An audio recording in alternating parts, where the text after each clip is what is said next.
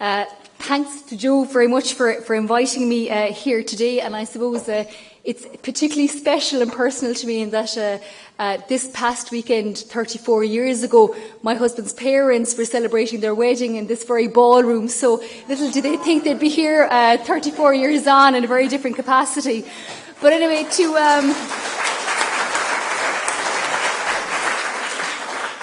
So, look, to start, in the spirit of the summer school and the celebration of Brian Friel's works, it's worth commencing with a quote from Friel's play Translations.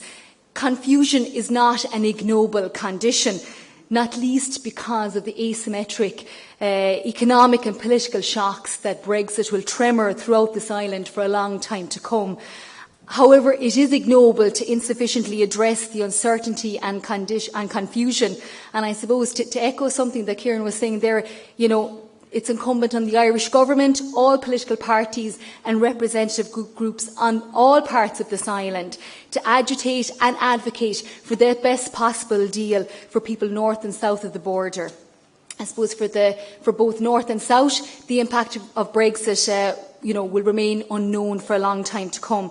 And as with most seismic events, the trouble is only just beginning. The buildings haven't collapsed just yet, but I think the cracks are already very visible. Already we've seen a 9% appreciation in sterling. We're likely to see a major chill effect with regards to investment, hiring decisions, expansion decisions, and indeed with regards to pay decisions by those companies operating here and investing into the UK, and of course companies based in the north. And for the north in particular, the referendum, I suppose, brings into sharp focus major questions about the viability of the political system, the political institutions in the north, and the growth of the All-Ireland economy. And it's worth remembering that between the period of 2014 and 2020, the north is due to get $3.4 billion in EU transfers, majority of it from CAP, into the north. So the big question now is, how is that vacuum going to be replaced, I suppose, or filled over the coming years once we see full Brexit and the Article 50 triggered?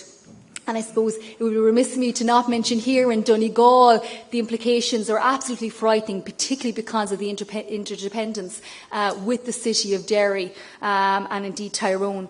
Now, further Republic estimates suggest that the potential hit of Brexit is of the order of about 0.5% to 1.2%. And I suppose I fear that impact is going to be much greater because we're simply unable to extricate or to properly model the pace of extrication, how long it's going to take, and how firms might react in anticipation and in the face of huge uncertainty. And of course, the big question is, the shape and form that Brexit will take in itself.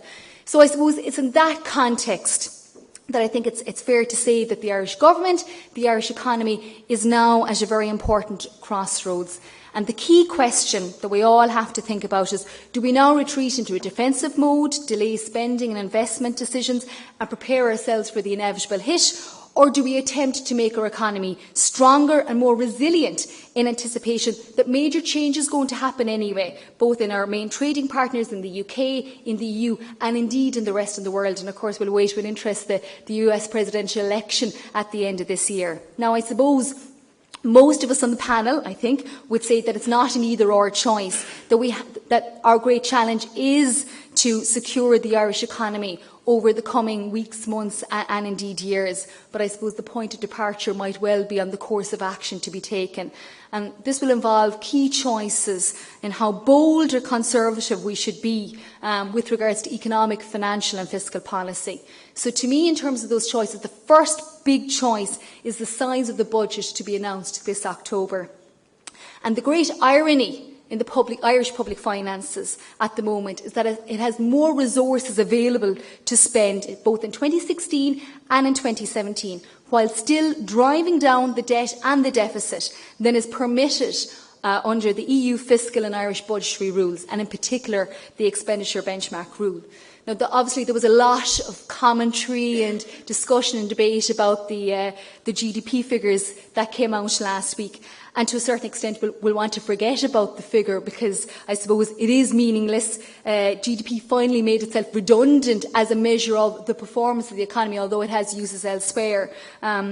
But the revision is of critical importance in that it has the potential to greatly change the budgetary arithmetic for 2016 and 2017 and beyond. So the structural budget deficit has now greatly deteriorated on foot of the revision, as the figures show Ireland to be very much overheating.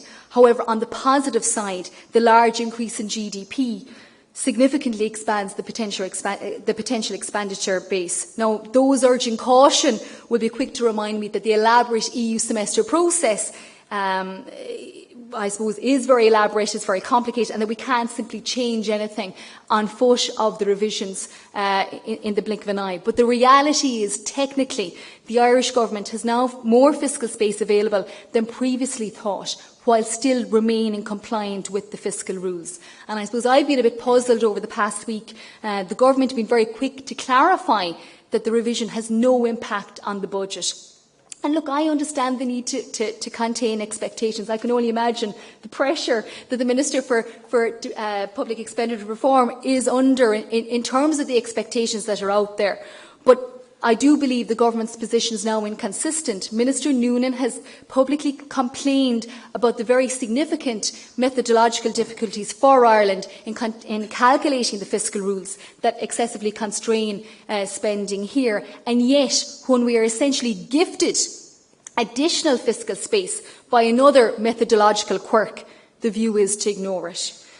Now, I suppose it is important to acknowledge and to say that it looks like the Government are trying to sow the seeds of a campaign to have the fiscal rules altered, and in itself that is to be supported. There's no doubt we do need to separate current from capital spending out. However, I'm not so convinced that there is an appetite for that at EU level at the moment. And at a time when there is such great need to significantly up investment into our economic and social infrastructure in this country, bear in mind public investment is about half of where it needs to be, then I'm not so sure we can afford to play the long game in all this. Furthermore, when we consider the new lows that Irish bond yields have hit in recent weeks, it makes no sense whatsoever that we wouldn't avail of this. And there is no certainty as to where these rates will be in 12 months' time. Now, there are some who will respond to the argument I'm making here and say that it's short-sighted, that it's an imprudent grab at the public finances designed to repeat the mistakes of yesteryear. Let me be clear, it is nothing of the sort. Instead, this argument is all about ensuring the long-term fiscal and economic stability of this country. If we fail to invest in those bottlenecks in the Irish economy that exist now, then we condemn ourselves to a lower potential growth path in future years. So the argument here is not about large-scale current expenditure increases, although current expenditure levels are not sustainable at the moment. But this is about ensuring adequate productive capacity for the future. So be it in housing, be it in terms of energy, be it in terms of transport, or indeed in terms of the skills and training capacity in this country. So I was very heartened to see the action plan published today on housing and homelessness, and very much welcome the additional 2.2 billion that has been committed to addressing the issue of housing, and in particular the direct exchequer funding towards housing, because as we know we're in a housing crisis at the moment, and by definition a crisis demands exceptional abnormal measures, not reliance on conventional measures. So I welcome it, but we need to keep the momentum up, and that extends to other areas of the Irish economy in terms of ensuring that there is adequate, I suppose, investment going into those areas to keep up our productive potential. The other big thing to say is to those urging caution, I recognise, and I suppose I'm quick to say, that there are clear lessons from the 2000s that we now need to take on board when assessing our economic and fiscal position. Firstly, we cannot allow an over-reliance on cyclically sensitive tax revenue sources. This is not to say that we all ignore all of the corporate tax increases from last year and this year, notwithstanding that they've gone up by about 50% in 2015. And it is interesting to note that actually corporation tax as a share of total tax is about 15% of the total tax base now, back at 2006 levels. I think there's probably a public view that it accounts for a much greater share out there at the moment. But when we compare with 2006, I think the tax base is in a much better position and the risk of, I suppose, the collapse in the tax revenues is probably smaller now because of the composition of the tax base and indeed a greater dependence on income tax, which is less cyclically sensitive.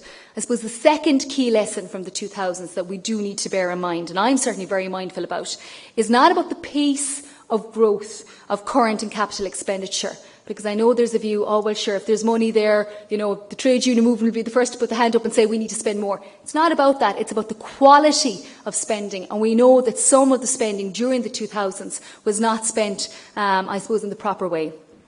The second key challenge to me over the coming months will relate to pay progression.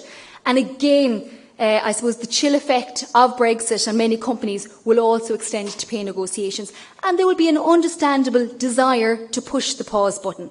But let me be clear, SIPTU, as the largest public and private sector union in the country, will not allow its workers to be scapegoated or used in an inappropriate fashion to try and, I suppose, deal with Brexit concerns. Similar to that of the awful recession years, we'll work with those companies that are genuinely hit. But our key priority has always been for the retention of jobs. And that remains as true then as it does now. But we will resist any attempt and all attempts by those who attempt to piggyback on this general uncertainty.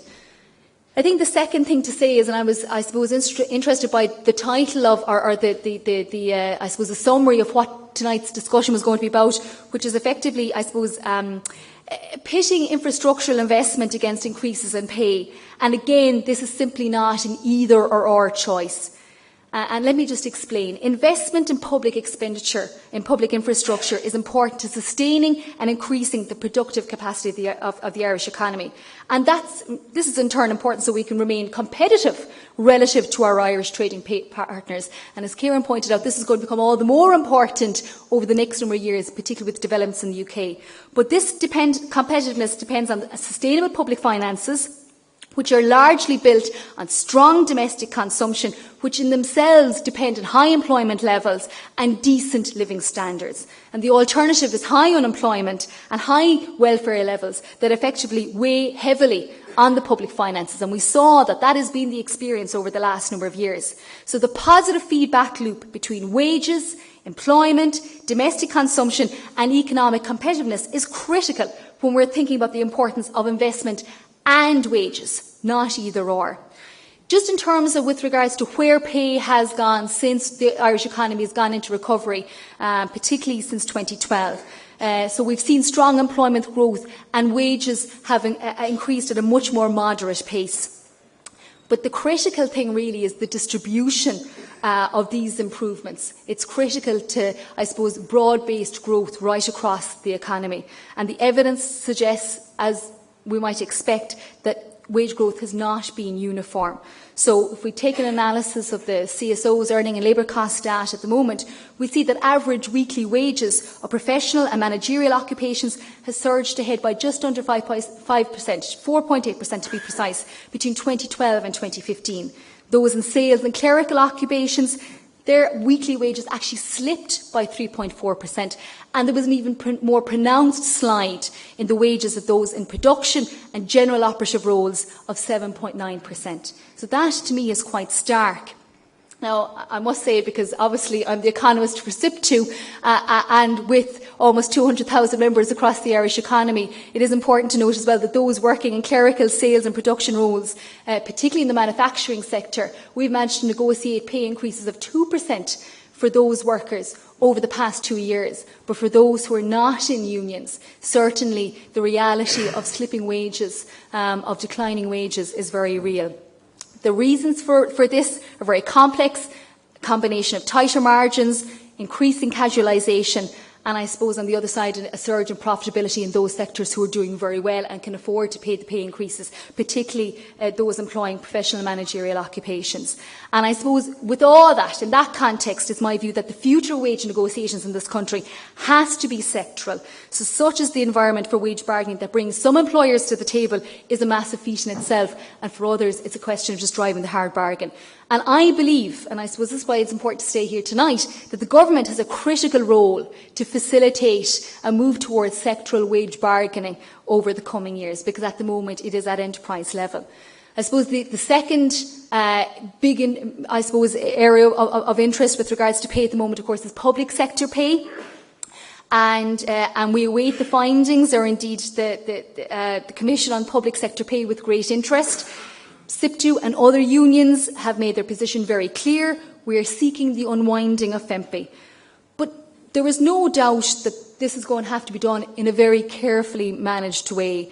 And I suppose there's very few of us who would wish to see very decently paid public servants receive sums in excess of 14,000, or indeed former Taoiseach or other major office holders receive major windfalls, while those at lower and middle rankings of the public service will receive little or nothing.